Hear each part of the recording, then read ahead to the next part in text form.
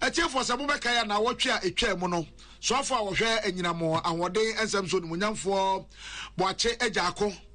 ade ensem bi koto mrahye badwam e wo bremu north enkuro bi a adehiade wo mde beto oman nanim se oman mrahye badwan ntum edi be ya asem wo dakrata so ayaje atum ade atum mrahye badwam e beka se e legal document oman legislature enim ne kotoye na ebra wo kenkan no de tia no se obubbo nkuro bi din obubbo nkurase de ya nkurase din de ya wona hodo bebrebe na so nkuro obubbo din na duru ba bi na afa mrahye badwam ebisi bisi ai wo mo no de tia no se akobo Koti Aboa Hwoa eye mobo Etwe nim nyansa na ensem bi asabie so se bempredua sa akoye mema ne ma honamu akwa yemodin akoye amodin yemodin kura nkyere nkwada na so na asemi koto abontre afa ebeye ye mamafo kase da bi yeti wiase de nya no kura da biara da se enkuro bi wo wiase a yede ema ne mema honamu akwa na atoto na se no kura so kaso a emu odu eye sabe nsem no bia na so akoye krodin tie ba nda yankan na Muhammad Tuasa Peace FM and UTV Despite Media Fatu ya honso se ye ni kan na se ya anko ni anko fa amremo na se motine ba bia na ya atesem fi se de wo kwa aten de wo ba aten de ogina ho de ene atentro donti ye se ye mfo ni twa fidie ni ene ma ni ye ka ni enkuku ni enkaka entinura anopa na santan ye dru eye bremu north odru nkoko efa bremu kwa no so edru pankesa na chese wadru emponoa no ya mantamo ba ko a eho ene nkro nyina ehya ase na onikropon ene pankese na pankesa hene eye na Dr. Owusu Boache ama ya hemfumienu na nkobia hene nkasa ena ne dabe hene de ma Despite Media for se monyi wo mu na momfom nkoma sase ne so na no kro wo mu bia no yenkohwe ampa na sefa na dabe hene ene nana chidom hene eka ye ho eme ye tra kam ye tra eye okrono eye pankese kakra bi pe na akuase ayiniti okwa akuase na afa wakwai wonsa enifa na bra ye krona na yekoduru ensuo bi so na kro bi wo ye fre kroze no mze enwi so etiati enwi so no yes aha ni krono ba ko ana no so ha de enwi so yes bra minister mo ye che sabe twanwi so anom so da bi yeni twanwi so se de ebeto odwa no na emom eyenwi so na ensuo no so da ontiche na utware asuo nwi no a na akokro nwi so nti tware asuo nwi ko nwi so edisa no na bia amanfo akahyem akwai no ba ko dia na eno no ye to aso a kofa akwu amwana pra so de koduru eko jamase ko hunu se asuo pra bridge kese samso ho ye kwai e ma no ka benkum ame asuo de ani ehwe nifa Jeme gari jamase number 1 jamase number 2 ekoduru krobia ye fra ho se kwame omare ekrom na akabe se ye beka se meters ahanu anaze 200 meters pe that is what do kwame omare krom no ekwa bi danifa wo de tiase na mfa so kra na enya yie te ebisa no mso enkro na moti din wo parliament no ne kwan enie ampa ye di kai ko hwe ko de kai de ko ekoja bi e wo kwa me omare krum ye kwan so na nyina mahoden nnua no ebisisi ho ebisu gu fom a na nhoma so egu fom a enche na bia wo mu besesa na emom ye bra ye wura bom kwan no a ye kosa enkura eye enipa ema ne mema ho akwa de de eto so no nyame anim ni na edi ye ye kona ye pie kura edika so na akwakwa ye enkrotuo bi a sese ne akekere ade asi sabe emfuom ye bisa se kura dika de sei no so ye fra Koti eye Aboa te kwa ye nim kakra na kuro ba ko so ayiniti awo ye nsani fa so aso ye fra ne sei o ye fra Hwoa eye mobo te kwa ye nim ba sa brofo kwansine no mita be hanu anam yansa e beka sa hasa e beka sa 200 meters and 300 meters na krono ba ko so ayiniti te fra say ya o mse ye fra Etwe nim nyansa na empanimfo bi abakwasem no ene ko kyekere sa enkrom yansan wo mbobɔ empanimfo ni di kyerɛ yen mina na kofisa mpon kojoje na ana kojo fori sa na frɛ no na kofisa mpon ana kwadwo gyinaye mpanimfo miensen ana kwachichiri kuro no na yekonya ya bre watia baako a wanyina acheze wo yakoba mfie be wo hakra ne sa ema wo ma ya bakwasem kakra efa Koti Aboa Hwoa mobo ane Etwe nim nyansa ho mina na kosie mina ne papa kura no ne mina na ne kire ese papa no ne papa kofisa no eni ko gyinaye omo kwaware oba bi omo so omo koye na busuafo ne se oba ni nya de a onfa mre fie so onya aka so a papa ne mfa na mina na so oba ne be no obewi amankani no ye bo oba ne ka na busuafo ne se wa hwe oba ni yie na amankani se ka papa ne mfa o kwa so ne ba ne we no asa afa ka ho ne se kofi sa ne ka che ni ne ko gyina se kofi emomu de Koti Aboa pa o Etwe nim nyansa na abu ya kwase asa nto ombe di chiri kure no na omde toso enu ya ja kofi sampon ento amuka asa na o wezi kofi sampon hwado ya mobo na ogu ase baabi ono ya mobo kura wo mu enja si mari ma ne miensa no obia afuom no omu sisi ada no ombe chiri kure no omu di kan de toto kure no sa what is to abrabomu ensam kakra bia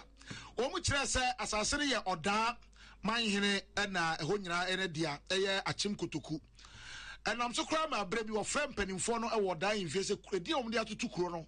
nya dia wo bepre hwese di ni mu odudu da chinchirima no ba e din se wo mu beka na panimfo no chechire mu no ene oda ni se monko monfa budin na monfa enko ye pese e ba hu se bia wo mu bese sedin no ana wo mu sedin no wo mu se sisa ne asisa na kina ye na nanom ne to ye nsamanfo anu asem so onim na akwose sasama anu asem a daache nsamanto abetimi ato na no kurani akwaya edi ko wura ho no nyame anim ni ukase nipa etisa bia na ahwe a wonyini ubeka so obi fu kwan eno da nchen a ku adwuma wo mu ye no kokoko kube bese eba enoba ye mfudie tisa bode banchi mankani atosodie ntrowa enom ne abronum a abuso amata yakwa yempo na wo mahibidie nye agro sebe ya tiase nam edebeba enti Etwe nim nyansa di kronso esre se abanmra na anya ye kura no ye meyi kwan ma wo mu nesa esum se ka bi na ye kwan nye ye ni light so wa ha na ye nkwara anzo bi o mu fa ko school no so no enye ye ha kwese pa ene ye kwan no ene light ye ni bi na amanfo mani tiase ba bi a esum obi ano ya na emprewanyinsan ewo ho frisa achekra no enya mpirwanyinsa kra na no nsiana no yire wurade mu amoni gide se mu ni radio bia mu betia na akoye sabie son sabi mpraduasa akatima kape ya na mu besi akatima kape nso na de anyinsa no ne ade eba enti na esum no wono na Jessica pamiko bi na pese mu se ho mpirwanyinsa ewo ho frisa bra bia dumso ba Ghana no enwe mu kire se mpirwanyinsa ba papa Adia sa na dunsini aso ache anadokro so nye na esum wo hu enam esum ni ntino aha emprewanyinse wo ha na da bi ha de emprewanyinse ni ha se nyame asem ti tunkwara ne fo se emprewanyinse nye obi enhwe ne hu si yesu obenya yo panimpa nye no ati onyankopon asem se ofo onyankopon asem a onya emprewanyinse ansam a yakofa efri Koti Aboa Hwoa mobo Etwe nim nyansa edoso bebre beba UTV afeso radio de bebre bebra mo na we de ani keke enekosie moko asore eba ye mpese ye be ha sabe mo bebre ene ensama kese ene ensama woka gisa wo de sabe edikan ansana wo de aba na nso so ye be ne de koduru ba bi kra ma me mpanifo de tare dan sabo kan hamom se da bi enkran keto ensam foforo mu dia nananom ne omanfo ye wo Hwoa ye mobo Koti Aboa Etwe nim nyansa asarukrom ne hwa wo hodene wo bo wo mra so bedwani na baso papa owura jono se from pon na no adai last week ya mu ba kram ra so bedwafo me binom sresre ya makwabrane aso ne ye mo gene ho anye ehene ye mobo ede ye mobo Hwoa ye de ye chese wo mo ntidi ni bi da na eno no na just wo manfo e wo empotamu ho ya yishwa ye mobonom ni ya keka hui wo mo Ebrem North e wo poye mantam ne mu na niam bebre to sini wo ho wo mo akwanye nkanea no toilet no nsuo chese eniam bebre ato sini wo ho nti no na chese empanifo nte ho asem bi ya wo mo abɔ wo mra so bedwane ya bɔ na no no onya akokoduro en wo so yeso wo bobɔ dire no a wo mo wo haw no wo bodi ba ko na kwabrane aso ne yem chese wo mo ye wo ho hwia enye yie na no ene yama ne boni shine akwa wo ne na bedi da wo mo abɔ awura kuro no mu akɔhwɛ ampampa kuro bi din de sara na no no ena nananom ne ɔmanfo nyina ne wo mo nye wo mo mra so bedwane no kuro ne besi agongon evi so wo mo ogidie se ne ya wondini aba abontini mpanimfo edi fata se wo so wo mo bra bebo boa wo mo no wo mo be ya ma wo yenkwa homa no so e shine akwaduru kuro no mu so wo hwoa ye mobo ana Koti Aboa ana Etwe nim nyansa ne asaru krom ne hwa wo ho de no yedi ba bi pote ne mmom wo homa no so yedi ni nkomo shine anwumre wo gina he pote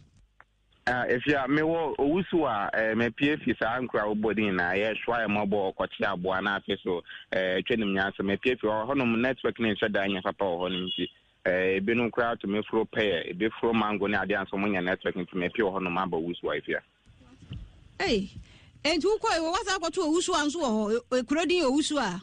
wusu anu kra de ye kuro a chese no ho ha de bi kakra wusu a ne abrem ho no nyina bio abrem kra de ahanum training college na ade nyina wo ho no nti wusu ofi wusu a na wo kwa abrem na if you answer na mentwan fo ne kakra ntrel so wo free akra ana wo free nkan na so wo ba eye hwoa mobo ne kuro ya ke ana so wo free kumate na wo ba wudru nkokọ junction a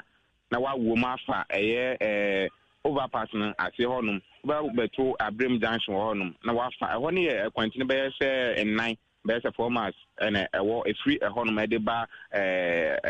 kuro wa ye fro honum akwesi nso be si akwesi ho na face de wo de wani a che mu an we kopie wo kuro bia e fro chenchenku e free chenchenku ho no na wo be fi honum asa wakọ asarikom okodu asarikom a kwan aka nyina de mmoma wo mse de efri ho no ma de be ka asarikom ho nyina kwan nya na efri asarikom de kɔ hwoa mobo ne Etwe nim nyansa ne de aka ho nyina na de ho ne de ka nkɔ ho kra nti wudu asarikom na wa park o ka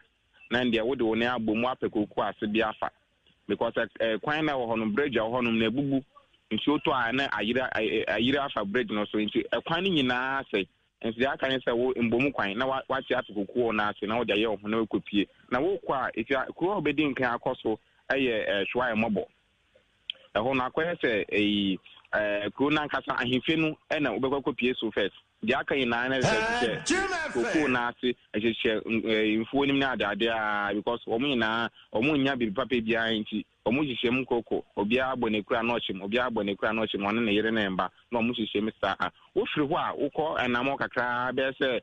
kwensi be ba ko na wa kan kopie miche hwoa mobo na wo firi nti na we kopie mu wo Koti Aboa na we kopie mu Koti Aboa ho ne kuro ni center ho ne kuro ni mfimfin nti wo firi ho nso ana ho kọ Etwe nim nyansa na eni penifo di nkom be se kure de emunsem tete na edin de mo yidom kakra because honorable beka nse mi wo parliament na se na bebe na podwen se botrem kan bi na so ya de wo book mu kakra eni omudi nkom mpo che se bebe ba ya na nkom pese omuti se din no omo eto aba bi na penifo pese omuti se din no ama penifo omo krom ho bufu ye se no edin omode ba nya omudi no Etwe nim nyansa so ye wo mo ye na nim nyansa ema ohini na wokro mo ase no anya mikro no mikro di nya nim nyansa mikro di Etwe nim nyansa nti se wo ka na wo ye nim nyansa nkwa na wa fa Etwe na nka ho a wetin anya na mikro no ema ho nsem de etienye nti ena ekopie mo no mo chese o mani asopa ye se de o mo MP abeka o parliament wo nya kokoduro agya ne pem ebo se adin nyina edian mu huhu o mo ebo se adin nyina no o mani aso ye pa se MP no etumi abo ehodin no mo abo adom FM na fi so adom TV abazo se yetumi ena so ye fi nkranya ye pie mo honom no mo ehwe nim se mpuntu betumi akọ efia wo de weni be pie krom ho de a ohawa ekoso ho ne de dos ye pa school eni ho bebi omukọ school mo kro etumi nantia kwa na chen kro mo ko akra ba ko kwan no so omutwa ne tu se ten ato kwan no so a ebesin le wo munya hu ni potwe sa eti nti ohawa ekoso okrom ho de efia ye ba na emu nsam no bebre na de beba na isi ade be kan se o mani age se de o hu se afi de o matumi hu se o mu ka Ghana ho o mu ka Ghana nya abato nkwa na mu hu se edu a o mu ka Ghana ho na mum sisi o mu se no kure se e ka Ghana Hwoa ya mobo Etwe nim nyansa na afi so Koti Aboa ene hye wo ho de ni na no o mu nyina o mu ka Ghana ho efia nti na ekwoba sek kalesh wo mo etete se di ya wo boswe na mo pai ne se mate for no efi anya dia obenya ho ka akra mpo ne apai sanka obenya ka dia na sanka na Etwe mobo Koti Aboa Etwe nim nyansa Hwoa mobo na wonya dia obenya ho ka akra ka bia ne ba bia nti wo bedu sa akonsi ho na wapre so obenya taxi bi na wafa na drop ya na so obefa okada na wokopie mo chenchenku